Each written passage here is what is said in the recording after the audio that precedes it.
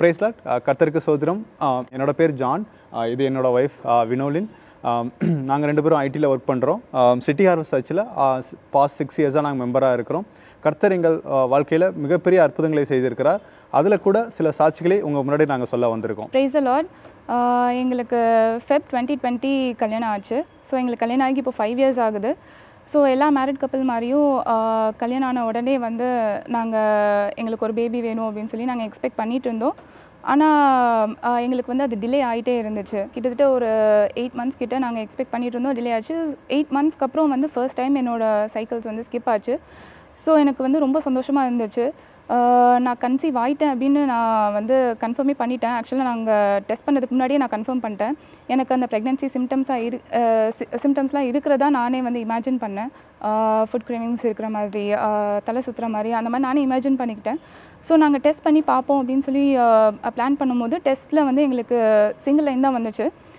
எனக்கு பெருசாக வந்து எந்த இம்பேக்டும் இல்லை. சரி, இந்த கிட் வந்து ரிலையபிளாக இருக்காது அப்படின்னு சொல்லிட்டு நாங்கள் அடுத்து பிளட் டெஸ்ட் போகலாம் அப்படின்னு சொல்லி நாங்கள் பிளான் பண்ணோம். ஸோ அதுலேயும் வந்து எங்களுக்கு நெகட்டிவ்னு சொல்லி ரிப்போர்ட் வந்தப்போ எனக்கு ரொம்ப கஷ்டமாக இருந்துச்சு. ரொம்ப உடஞ்சி போயிட்டேன் அந்த டைமில். ஏன்னா நான் எவ்வளோ ஹோப்ஸோடு இருந்தேன் அப்படின்னா, எனக்கு அந்த சைக்கிள் ஸ்கிப் ஆன உடனே நான் கூகுளில் போய்ட்டு டியூ டேட் வரைக்கும் நான் போட்டு பார்த்துருந்தேன்.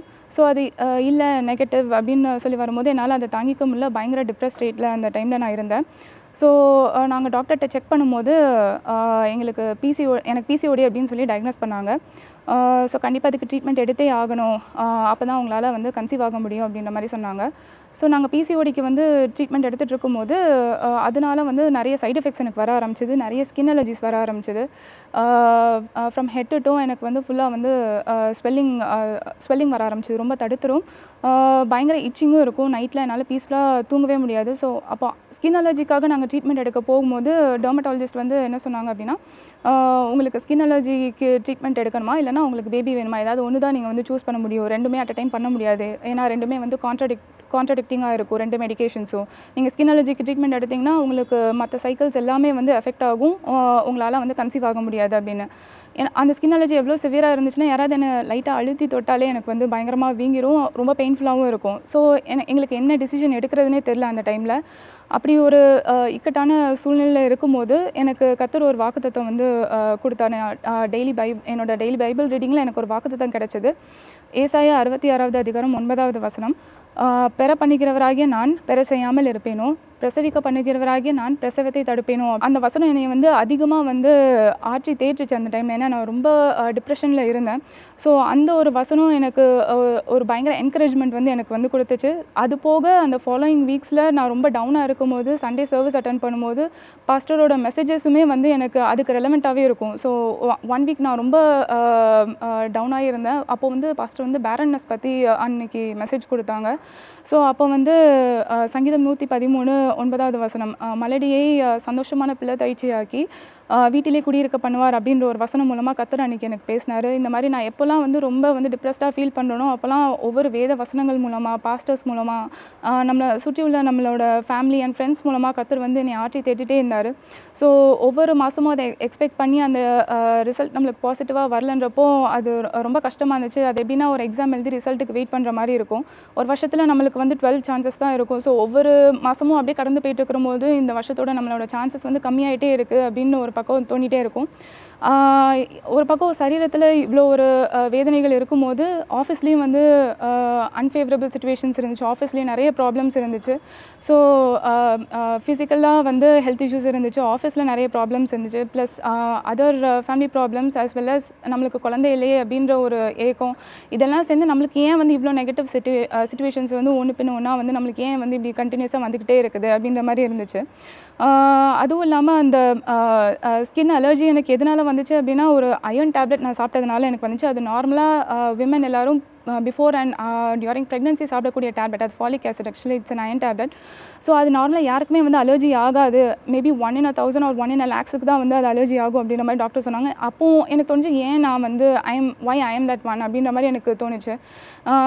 எத்தனையோ பேருக்கு அது எதுவும் பண்ணல, ஏன் எனக்கு மட்டும் இதெல்லாம் நடக்கணும் அப்படின்ற மாதிரி ரொம்ப ஒரு ஃப்ரஸ்ட்ரேட்டட் சிச்சுவேஷனில் இருந்தேன்.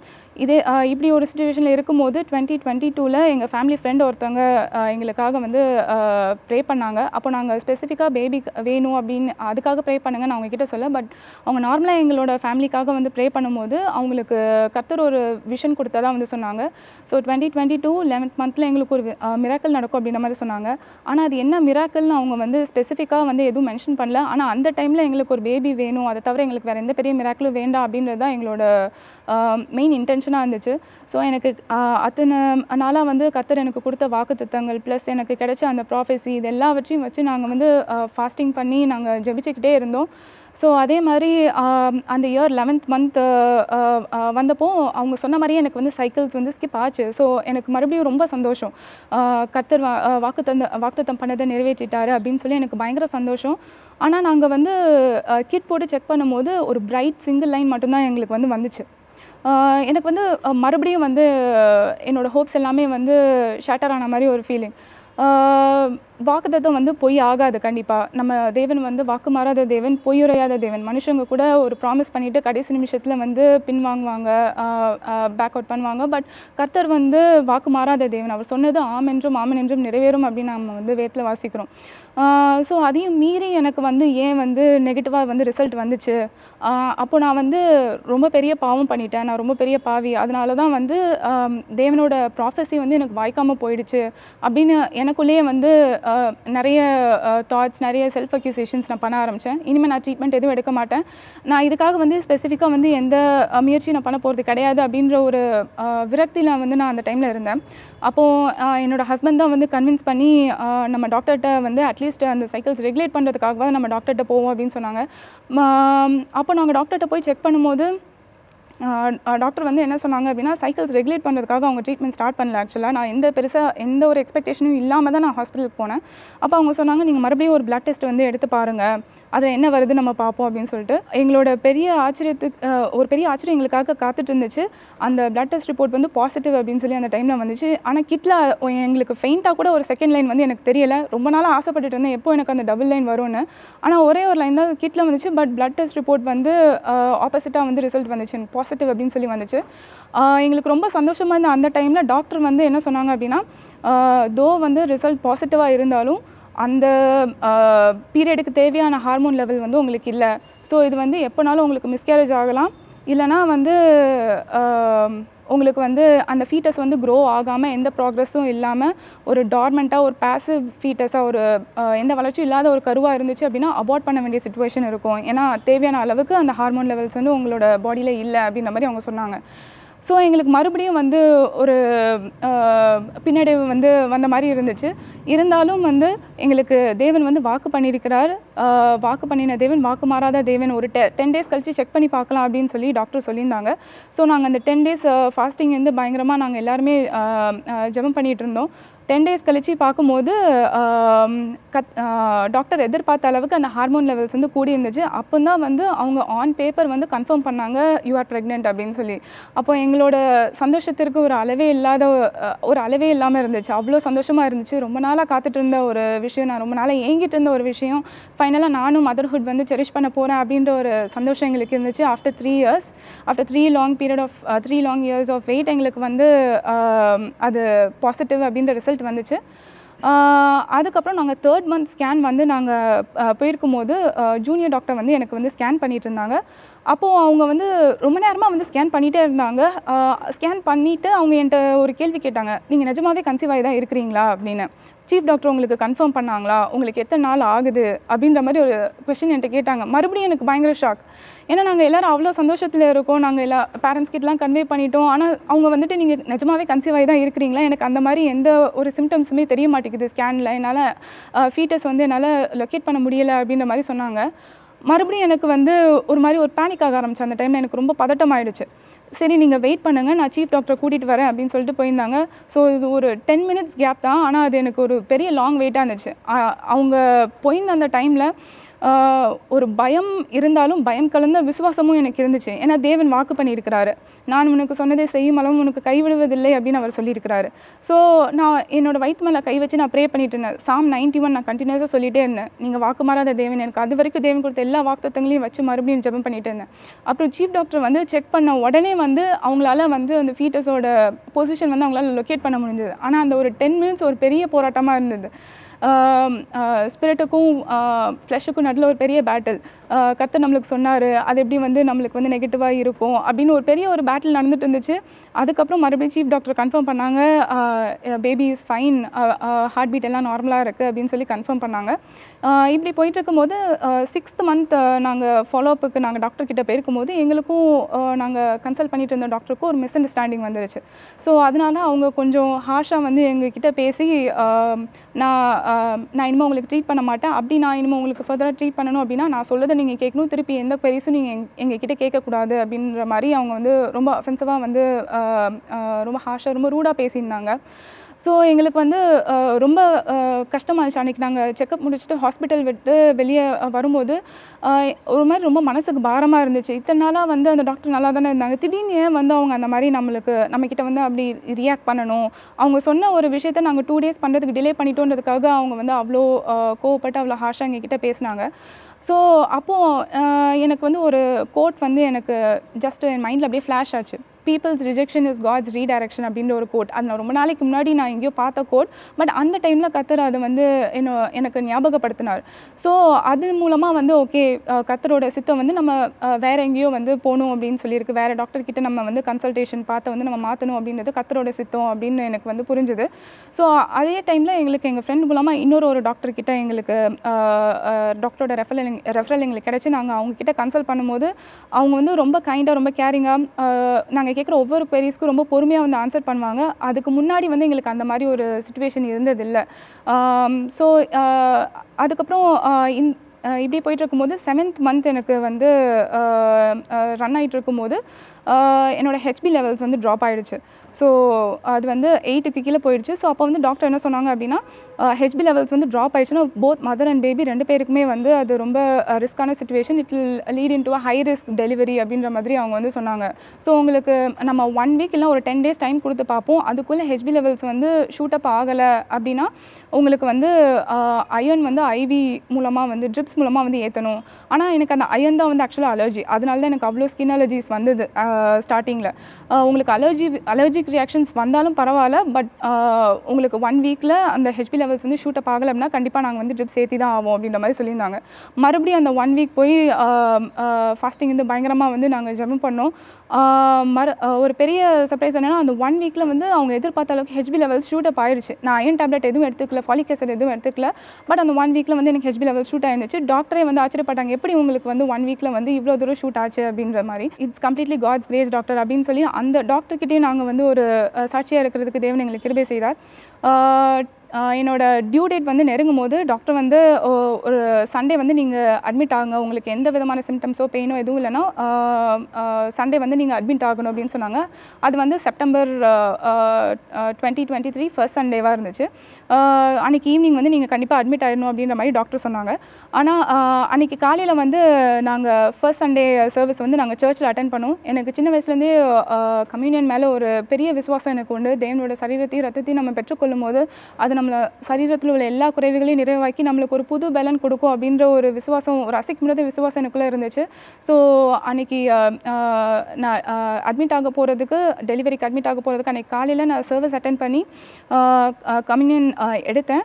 கம்யூனியன் எடுத்து முடிச்சதுக்கப்புறம் பாஸ்டர் ஷைன் கிட்ட நாங்கள் போய் ஸ்பெஷலாக ரெக்வெஸ்ட் பண்ணி எங்களுக்கு இன்றைக்கி வந்து டாக்டர் அட்மிட் ஆக சொல்லியிருக்காங்க, எங்களுக்காக ப்ரே பண்ணுங்க அப்படின்னு நாங்கள் சொன்னோம். அவங்களும் எங்களுக்காக ஸ்பெஷலாக ப்ரே பண்ணி என்னை கர்த்தர் ஸ்ட்ரெங்தன் பண்ணணும் அப்படின்னு சொல்லி ப்ரே பண்ணாங்க. நார்மலாக நாங்கள் வந்து எப்போவுமே சர்ச் சர்வீஸ் முடிச்சதுக்கப்புறம் நாங்கள் வந்து பிரேக்ஃபாஸ்ட் வந்து வெளியே தான் போய் ஹோட்டலில் தான் நாங்கள் எப்போவுமே சாப்பிடுவோம். பட் அன்றைக்கி எனக்கு என்ன தோணுச்சுன்னு தெரியல, நான் அன்றைக்கி வந்து வீட்டுக்கு போய் சாப்பிட்லாம் அப்படின்னு சொல்லி நாங்கள் வந்து பிளான் பண்ணோம். நாங்கள் கரெக்டாக வீட்டில் போய் ஒரு 1 hour கழித்து நாங்கள் சாப்பிட்டுட்டு இருக்கோம். அப்போவே எனக்கு வந்து வாட்டர் பிரேக் ஆயிடுச்சு. ஸோ அதுலேயும் வந்து கர்த்தரோட கரம் துல்லியமாக எங்களை நடத்துனது எங்களால் வந்து கண்ணால் பார்க்க முடிஞ்சது. ஏன்னா ஒரு 1 hourக்கு முன்னாடி நடந்திருந்தால் சர்ச்சில் வந்து அது ஒரு எம்பாரஸ்ட் சுச்சுவேஷனாக இருந்திருக்கும்.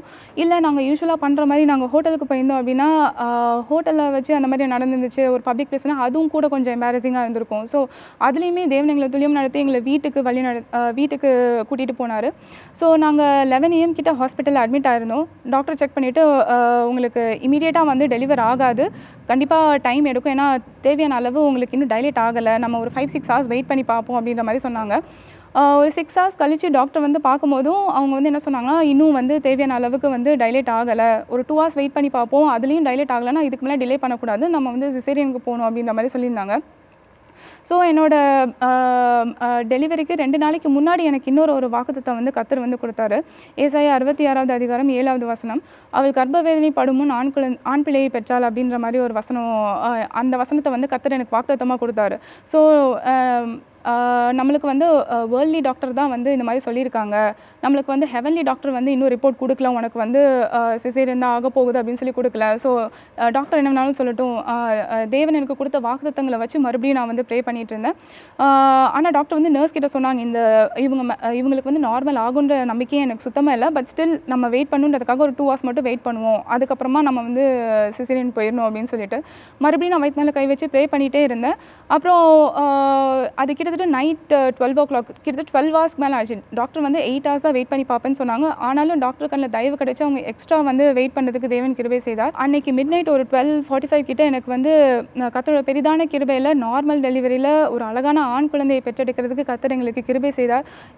எங்களோட லாங் வெயிட் வந்து அன்னைக்கு வந்து ஒரு முடிவுக்கு வந்து எங்கள் எல்லாருக்குமே எல்லை இல்லாத ஒரு சந்தோஷம், அளவு கடந்த சந்தோஷம். அது எங்களோட குழந்தையை எங்களோட கைகளில் ஏந்தும் போது, அது மட்டும் இல்லாமல் என்னோடய 9th month ஸ்கேனில் வந்து டாக்டர் வந்து ஸ்கேன் பண்ணிவிட்டு என்ன சொல்லியிருந்தாங்க அப்படின்னா, பேபியோட ஹார்ட்டில் வந்து ஒரு ஸ்ட்ரக்சரல் டிஃபெக்ட் இருக்குது, ஒரு ஆனட்டாமிக்கல் டிஃபெக்ட் இருக்குது, இப்படி இருந்துச்சு அப்படின்னா பேபியோட ஹார்ட் வந்து ஒழுங்காக ஃபங்க்ஷன் ஆகாது, பேபி பிறந்தோடனே பேபிக்கு ஹார்ட்டில் வந்து சர்ஜரி பண்ணுற மாதிரி இருக்கும் அப்படின்ற மாதிரி அவங்க சொன்னாங்க. ஸோ எங்களுக்கு ஒரு பக்கம் குழந்தை நல்லபடியாக பிறந்துருச்சு அப்படின்னு ஒரு சந்தோஷம் இருந்தாலும், டாக்டர் சொன்ன இந்த சஸ்பிஷன் வந்து எங்களுக்கு மனசில் இருந்துகிட்டே இருந்துச்சு. அதுக்காகவும் நாங்கள் மறுபடியும் ப்ரே பண்ணிகிட்டே இருந்தோம். ஏன்னா கர்த்தரின் ஆசீர்வாதமே ஐஸ்வர்யத்தை தரும், அதனுடைய அவர் வேதனை கூட்டார் நம்ம வந்து வேதத்தில் வாசிக்கிறோம். ஸோ கண்டிப்பாக கர்த்தர் கொடுக்குற ஆசீர்வாதத்தோடு அவர் வேதனை கூட்ட மாட்டார் அப்படின்ற ஒரு விசுவாசம் எங்களுக்குள்ளே இருந்துச்சு. பழுதொன்றும் இல்லை அப்படின்ற ஒரு வசனம், அதுவும் எனக்கு வாக்குத்தத்தமாக அந்த டைமில் கர்த்தர் எனக்கு கொடுத்தது. ஸோ அதெல்லாம் சொல்லி நாங்கள் ப்ரே பண்ணிட்டு இருந்தோம். குழந்தை பிறந்து 1 வீக்கில் எக்கோ டெஸ்ட் எடுக்கணும் அப்படின்ற மாதிரி அவங்க சொல்லியிருந்தாங்க. ஸோ நாங்கள் எக்கோ டெஸ்ட் எடுத்து பார்க்கும்போது மறுபடியும் கர்த்தரோட பெரிதான கிருபையினால் எல்லாமே நார்மலாக இருக்குது.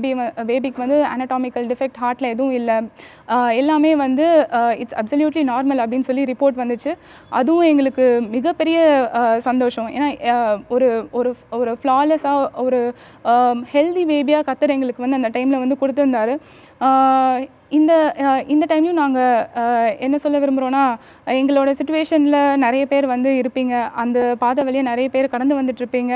ஸோ கர்த்தர் உங்களுக்கு கொடுத்துருக்கிற வாக்குத்தத்தங்களை சொல்லி ஜெபம் பண்ணுங்கள், முடிஞ்ச அளவுக்கு ஃபாஸ்ட் பண்ணி ஜெபம் பண்ணுங்கள். ஏதோ ஒரு காரணத்துக்காக அந்த டிலே இருக்கும். நான் இந்த மாதிரி நிறைய தடவை நான் டிப்ரெஸ் ஆகிருக்கும் போது கர்த்தர் பைபிளில் இருக்கிற ஒரு 6 persons பற்றி எனக்கு வந்து உணர்த்திட்டே இருப்பார். அது யாருன்னா, ஈசாக்கு, யாக்கோபு, யோசேப்பு, சிம்சோன், யோவான் ஸ்நானகன், இவங்க எல்லாருமே அவங்க பேரண்ட்ஸ்க்கு வந்து ரொம்ப லேட்டாக தான் வந்து பிறந்தாங்க. ஸோ அவங்களுமே வந்து நம்ம கடந்து வந்த அதே பாதைகளாக அவங்களோட பேரண்ட்ஸுமே வந்து கடந்து வந்திருப்பாங்க. அவங்களாம் பாவம் பண்ணதுனால அவங்களுக்கு வந்து இவ்வளோ டிலேடாக வந்து குழந்தை கர்த்தர் கொடுத்தார் அப்படின்ற மாதிரி நம்ம வேதத்தில் எங்கேயுமே வாசிக்கல. ஏதோ ஒரு காரணத்துக்காக அவங்களுக்கு அந்த டெலிவரி வந்து டிலே ஆச்சு. ஸோ எவ்வளோக்கு எவ்வளோ டிலே ஆகுதோ அவ்வளோக்கு அவ்வளோ ஒரு பெஸ்ட்டான குழந்தையாக வந்து கொடுப்பாரு. அவங்க அந்த நான் கோட் பண்ண அந்த 6 பேருமே வந்து பிப்ளிக்கல் ஹிஸ்ட்ரியில் ஒரு சிக்னிஃபிகண்ட்டான ஒரு பிளேஸை வந்து பிடிச்சவங்க. ஸோ அவங்க மூலமாக தேவன் பெரிய பெரிய காரியங்களையும் பெரிய ஊழியங்களையும் பெரிய அற்புதங்களையும் நிறைவேற்றினார். ஸோ அந்த மாதிரி ஒரு குழந்தையை கர்த்தர் நம்மளுக்காக ரெடி பண்ணிட்டு இருக்கிறாரு அப்படின்ற ஒரு விசுவாசத்தோடு இருக்கிற உங்கள் எல்லாருக்காகவும் நாங்களும் வந்து ப்ரே பண்ணிகிட்டே இருக்கிறோம். தேவன் தாமே இந்த சாட்சியை ஆசீர்வதிப்பாராக. துதி கன மகிமை கர்த்தருக்கே உண்டாகட்டும். ஆமீன்.